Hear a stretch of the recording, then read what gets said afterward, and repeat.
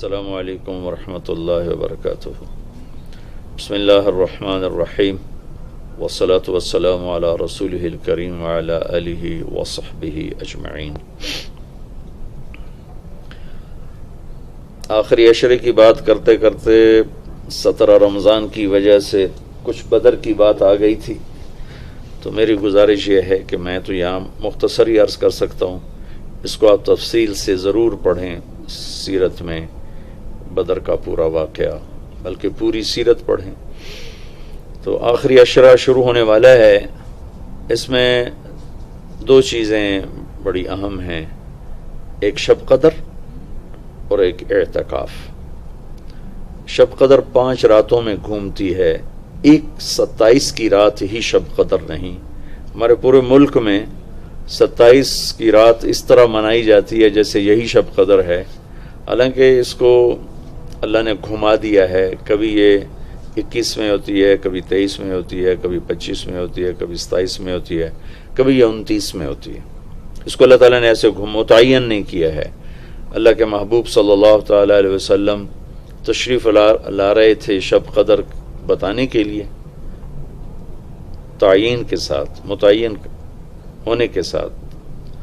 کچھ 2 آدمی آپس میں لڑ رہے تھے، تو آپ نے فرمایا کہ میں آیا تھا تمہیں بتانے شب قدر، لیکن ان کی لڑائی کی وجہ سے اللہ تعالیٰ نے مجھے اس کو بھلا دیا ہے، لہٰذا اب تم اسے 5 راتوں میں تلاش کرو۔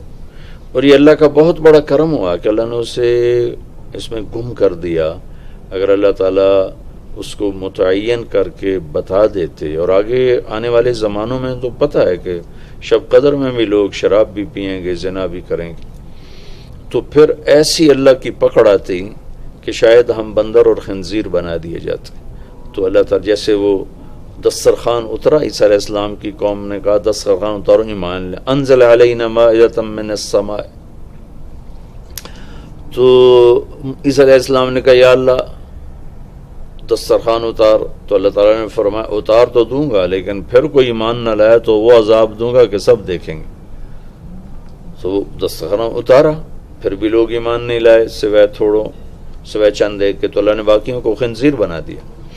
تو شب قدر متعین ہوتی اور لوگ شرابیں پی رہے ہوتے، جوا کھیل رہے ہوتے، ناچ گانا کر رہے ہوتے، تو پتھر برسنے یا بندر خنزیر بننا ممکن ہے، ایسا ممکن ہے۔ تو اللہ تعالیٰ نے اپنے نبی کی طفیل اس کو 5 راتوں میں گھما دیا۔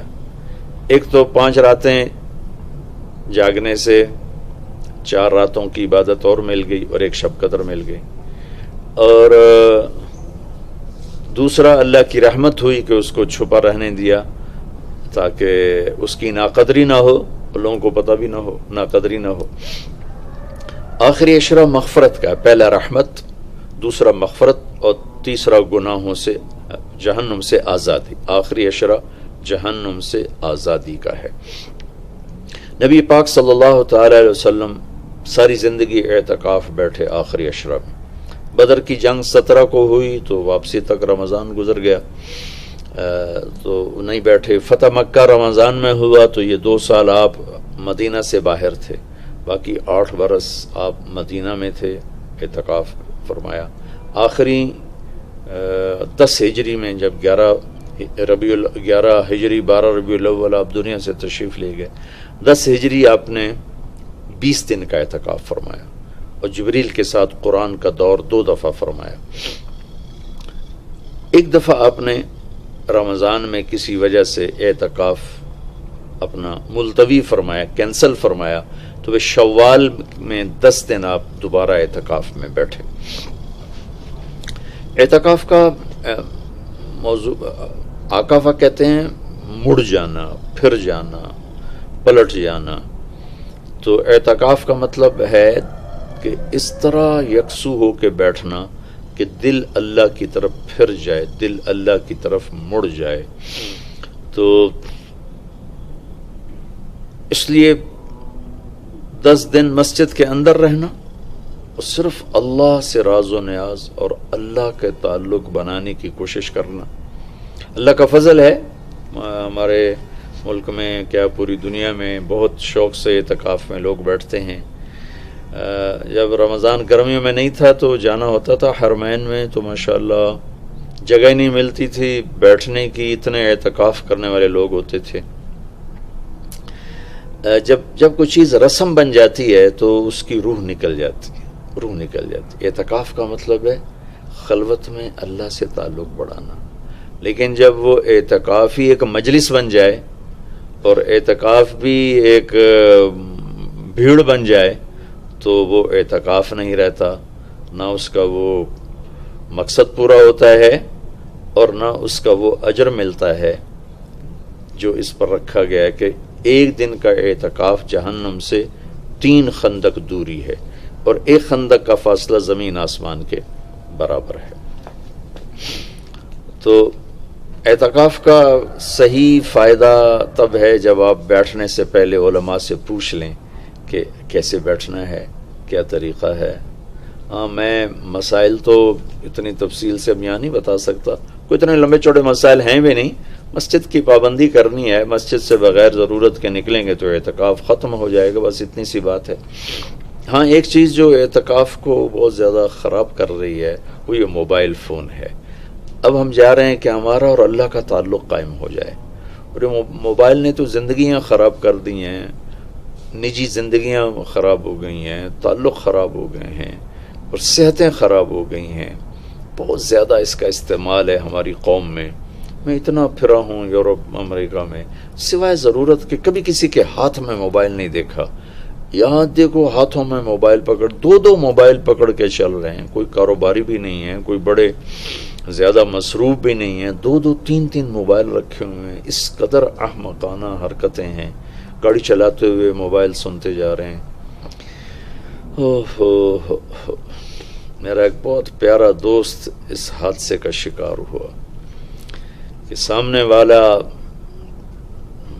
وہ یہ تو اپنی صحیح لائن پہ جا رہا تھا، وہ اس پہ چڑھ گیا، اس کا تو کھیل رہا اور میرے ایک دوست قیمتی کی جان چلی گئی۔ تو ہمارے یہاں بہت بے احتیاطی ہے، تو کم از کم یہ 10 دن آپ مسجد میں جا رہے ہیں، موبائل گھر چھوڑ کے جائیں، لیپ ٹاپ گھر چھوڑ کے جائیں، اور کئی ویڈیو گیم کھیل رہے ہوتے ہیں، بھائی تو اعتکاف نہ بیٹھ، گھر جا کے بیٹھ جا، اور موبائل پہ لگے ہوتے ہیں، لیپ ٹاپ ساتھ لے کے جاتے ہیں، وہاں کاروباری سلسلے چل رہے ہوتے ہیں۔ یہ کام تو آپ سارا سال کرتے ہی رہے ہیں۔ یہ 10 دن اس لیے فارغ کیے جا رہے ہیں کہ میں ہوں اور اللہ ہو، جب تم میرے پاس ہوتے ہو گویا کوئی دوسرا نہیں ہوتا۔ اس طرح اللہ کے ساتھ تعلق بن جائے، اس طرح اللہ پاک کی محبت نصیب ہو جائے کہ پھر ساری زندگی اللہ ہی اللہ ہو، ہر وقت۔ وَإِذَا احفظ اللہ یحفظک، احفظ اللہ تجدہ تجاہک، اپنے اللہ کو اپنے سامنے رکھ، اللہ تجھے ہر وقت اپنے سامنے رکھے گا۔ ہم تو ہیں ہی اللہ کے سامنے، ہر وقت اللہ کو تو اپنے سامنے پائے گا۔ اعتکاف میں بھیڑ اور رنگ برنگے کھانے اور لمبے چوڑے دسترخوان اور بے حساب افطاری سحری، یہ ساری چیزیں اس کی روحانیت کو ختم کرنے میں یہ نہیں کہتا کہ اس کا اجر انشاءاللہ ملے گا، لیکن ایک نوجوان ماشاءاللہ اکثر نوجوان، یہ فیصل مسجد اسلام آباد میں تو سینکڑوں لوگ اکٹھے ماشاءاللہ اعتکاف میں بیٹھے ہوئے ہوتے ہیں۔ تھوڑی جو بھائی اعتکاف میں بیٹھنا چاہتے ہیں، یہ میری چند گزارشات کو ضرور سامنے رکھیں۔ موبائل لے کر نہ جائیں، لیپ ٹاپ لے کر نہ جائیں، وہاں زیادہ فضولیات، بے شک اللہ کے دین کی باتیں کریں بھی صحیح، سنیں بھی صحیح، دعوت دیں، دعوت سنیں، تعلیم میں بیٹھیں، لیکن فضولیات میں نہ لگیں، زیادہ وقت دعا میں لگیں۔ اور اعتکاف والے کے لیے یہ بھی ایک بہت بڑی فضیلت ہے کہ اگر یہ سویا بھی ہو تو اس کی عبادت کا ہی لکھا جاتا ہے، اس کا کھاتا، اس کا سونا بھی عبادت، اس کا کھانا بھی عبادت، اس کا وہاں آرام کرنا بھی عبادت۔ لوگ رات کو جاگیں گے تو ان کا جاگنا لکھا جائے گا، لیکن یہ اعتکاف میں سویا بھی ہے تو اس کا جاگنا لکھا جائے گا۔ اور 5 راتوں میں 1 رات تو شب قدر ہے ہی، تو انشاءاللہ ضرور نصیب ہو جائے گی۔ تو یہ چند ایک تھوڑے احتیاطیں ہیں، اگر اعتکاف میں برت لی جائیں تو ہمیں اللہ کا تعلق نصیب ہو۔ مستورات خواتین جو گھروں میں اعتکاف بیٹھتی ہیں تو وہ ایک کمرہ ہوتا ہے، ایک کمرے کو متعین کر لیا جاتا ہے، اسی میں وہ رہتی ہیں، اس سے باہر نہیں نکلتی۔ اسی میں انہوں نے دن گزارنا ہوتا ہے، وہ 10 دن گزاریں، 3 دن گزاریں، جتنے دن کی بھی نیت کریں۔ اللہ کے محبوب صلی اللہ تعالی علیہ وسلم ہمیشہ 10 دن کا اعتکاف فرماتے تھے، پر ایک دفعہ 20 دن کا فرمایا، اور اس میں شب قدر ہے جو لیلۃ القدر خیر من 1000 شہر۔ ایک دفعہ آپ تشریف فرما تھے اور آپ نے بنو اسرائیل کے 4 انبیاء کا ذکر کیا جنہوں نے 80 سال اللہ کے راستے میں جہاد کیا۔ تو صحابہ نے کہا بڑے غم سے، یا رسول اللہ ہماری تو عمریں ہی 80 سال نہیں ہوتی۔